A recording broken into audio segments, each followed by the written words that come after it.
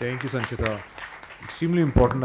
I'm glad she raised the issue of incentives. I think 3 years, 2 years ago, the government came up with the notification saying that incentives for agents to pay for DBT in rural areas is 1% and in urban areas is nil. And enough research has happened in the last 2 years to show that the actual cost of transaction is essentially around 3%. So if there's going to be this gap of 3% versus 1%, how do you sort of break even this whole thing? And research has also gone and shown over time, as number of transactions increase at the agent commissions can actually be reduced. And the case in point is telecom. So if you see telecom at the time they started on prepaid in 2003, 2004, the commissions offered to agents at that time were about 15%, right? Unheard of today. You can't even imagine it at being at 15%. Over time now, in about the last, say about 13 years, 14 years, it's come down to about 3% as transactions have gone and increased. Now that's how you engage with the community, which can provide you the services on the the last mile. Otherwise, it's the piece is broken and it'll remain broken. And that's probably one of the reasons why you see such high dormancy of the BCs, unfortunately, across the country. Having gone and said that, I think there's a very, very interesting common theme which has emerged from Karthik's work and Sita's and Krishnan's and Sanchita's work, and I've been speaking about is the readiness for doing the DBT, right? How do you ensure, how do you know that if a village, if a block, if a district, if the state government, if the central government is actually sort of ready to do this, right? So that's what Dr. Shah is going to address is what is the state of readiness, or what will be, or what should be the readiness for the state and the government, and the center to be ready to go and deliver DBT. Over to you.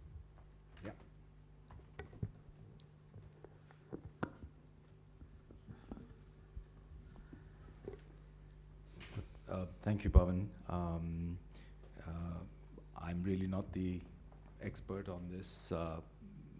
NCER, the National Council of Applied Economic Research, has begun work on a very interesting project, as Pavan said, looking at the readiness of states to implement DBT. And members of the NCER team are here, actually. I was pressed into service to do this. I'm going to go through, and this is a bit of a teaser, because the survey work that is collecting the primary data is just in its first round and has completed the data work, but we have not yet actually had the opportunity to engage with the data. But I think already we are looking at some very interesting reflections, if not findings, from the intense work with some 28 states that has happened over the course of the past few months. And I should say that Truth in Advertising, again, requires me to say that this is a Gates-funded project, so all our errors are attributable to Pavan. Let me just say that the motivation for this work was twofold. One, how do you reform India's subsidy Raj? We've kind of reformed the license Raj. We haven't yet cracked the Babu Raj, but in between there is certainly a very big subsidy Raj to crack. And the second motivation has been service delivery. How do you improve public goods provided by the government, or as Karthik has been talking about it, the provision of private goods by the public. And these are obviously very closely linked. If you can handle the subsidy Raj, we've failed miserably over the last 70 odd years in things like nutrition, food security, employment, a range of different things, as we still run the largest social security system through the Manrega program in the world. So these have been the two motivations, and the strategy behind this thinking about this last mile and the DBT issue The bigger strategy in addressing those two prior motivations has been very much that if we know how to deliver, whether it's cash or in kind, to people who are in need of a safety net, then that somewhat ameliorates the political constraint that politicians have in giving up these highly irrational, highly wasteful subsidy programs that we have built layer by layer by layer by layer in this country. So the motivation is as I said earlier, and then if we know how to deliver these things to people who need it, so in effect these are targeted to the vulnerable, then we ameliorate the political constraint in dealing with the larger subsidy Raj, and then we can actually effectively deal with it, and at some point in the future we can perhaps think of a basic income, and maybe, you know, in many, many decades we can think of a universal basic income. And I shared with you yesterday some of the caution that we have to keep in mind. Just one more word, and then I'll come to some of the details of what we've been doing. Universal basic income are redistribution schemes. We really, in the conversations that have happened since Arvind and others have let the cat out of the cage, we haven't really been talking about redistribution. We've been talking about getting rid of the other social protection schemes, take money away from those who are supposed to be getting them through Manrega and a whole range of other schemes, and then pay it back to them through a universal basic income. So we, I think, should also keep in mind that redistribution is really what is behind a universal basic scheme, such as what Finland is trying, or Switzerland rejected some years back. So we must keep track of that. On to the state readiness work. The idea very much is to look at three elements of what goes into, and this has been reflected in what we've been hearing so far. The policy framework that underlies DBT in a state, and that's both the regulatory aspects of it as well as the kind of market, the pipes that go into, and pipes in terms of the regulatory and the way the policy framework is set up. The capacity of the government, individuals who are involved in this and regulating and making this happen, as well as of the private sector, and then the acceptability at the household level. So I think that's the capacity issue. And then the third element in which we've been poking our noses is infrastructure. And Krishnan and others have spoken a lot about the actual digital as well as non-digital means of getting things to households. So those have been the three areas we've talked to, I think, some 28 states out of the 36 or so that we approach, states and UTs, I mean. Those that haven't yet responded, I hope there are representatives from those states that can help us. Arunachal Pradesh, Gujarat, Jammu and Kashmir as well. I should have approached the finance minister yesterday. Kerala, Madhya Pradesh, Nagaland, Tamil Nadu and West Bengal. So not entirely a predictable set of states, but we are still struggling to get some data from them. There have been two kind of offshoots, unintended, of this deep dive into discussing the infrastructure capacity and the policy framework issues with these states.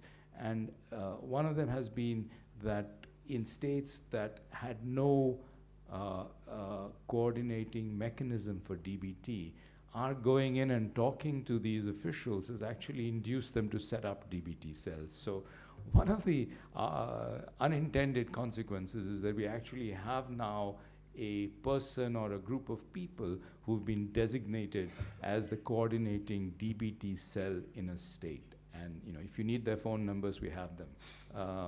So that's really quite good, because we actually now have a group of people to talk to, and then they can try and get the information from the rest of the state government. The other is we've learned a few insights just in terms of the conversation. So this is not findings, these are reflections, as I said. And the findings will come in two ways that I'll mention just now. one reflection or one consistent theme is that states are saying, you know, so this is going to save money, and we don't see us getting any part of this money. These are all centrally sponsored schemes. So I need a division of the spoils here. I need some of this to flow back to the state. So there's a larger federalism, fiscal federalism issue that somebody needs to think about. There needs to be a payback, in a sense, to the state treasury. That so far hasn't really been discussed, and I think that's quite important. The second is the unclear motivation or incentive for states to pilot. We've been very keen to find out what is it that gets a state to want to pilot. And of the 26 states that we talked to, I think that we saw pilots in Andhra, in Chhattisgarh, I'm just reading a list, in Gujarat, in Jharkhand, in Madhya Pradesh, in Punjab, Rajasthan, and yeah, that's it. So those were the 7 pilots that we found, and we've been very keen to understand, you know, what led to this pilot, because clearly the more we learn about individual situations, the more, as Karthik said, we can de-risk them. We can de-risk choice. Ultimately, that's going to be the key that leads to better government to vulnerable citizen transfers, which is really what this should all be about. So we are going to do more work on the pilots that we have seen so far. In terms of, apart from the overall policy framework, infrastructure, and capacity issues, we are also looking at 5 specific schemes, and they're all, as you might expect, the big ones: PDS, Manrega, JSY, Janani Suraksha Yojana, Pahel, the LPG, and fertilizers. So we are looking at DBT in the context of moving to cash in these areas. And we are also looking at some in-kind, what very irresponsibly Arvind called Bapu in his economic survey. I think that's not a good way of paying homage to our father of the nation. So those are some of the teaser ideas I just wanted to put forward. We are really excited about this work. We will have an annual index of state readiness, which will be kind of a ranking. There's a bit of mischief in here, in the sense, obviously, we want states to compete to look better and hopefully improve their infrastructure policy framework and their internal capacity. And then there's also a more narrower quarterly index that we hope to come out with. And we hope to run this for a couple of years. Still, you know, there's no need for such an index when we pretty much have a very strong set of states that are doing this. I just want to end with saying that we're very conscious, at least internally, that that the tail should not wag the dog. That that DBT is a means to an end. It is not the end. And the end should not be thrust upon us just because we have efficient pipes. There are macabre versions of this analogy. You know, just because you can execute somebody efficiently, you shouldn't execute more people. But in the same way, I think we need to be very conscious that the strategy of reforming our subsidy Raj should be careful that we don't leapfrog for the sake of leapfrogging. So from going from $1,500 per capita or $1,600 per capita, which is where we are, to a social protection system that really works, we don't quite have the evidence even there, in a $55,000 or a $60,000 capita environment. I think we need to be extremely careful that we are not doing what is often referred to as premature articulation. And land ourselves in a even worse situation in terms of incentives, in terms of the aspirations of the 1.3 billion people, in terms of a labor force of 1 billion people, that we will have the world's largest in about 15 to 20, 25 years from now. So I think these are some of the concerns that we have in mind while doing this last mile work that I think is very crucial, and it's part of this whole effort to de-risk choice. Let me end here. Thank you.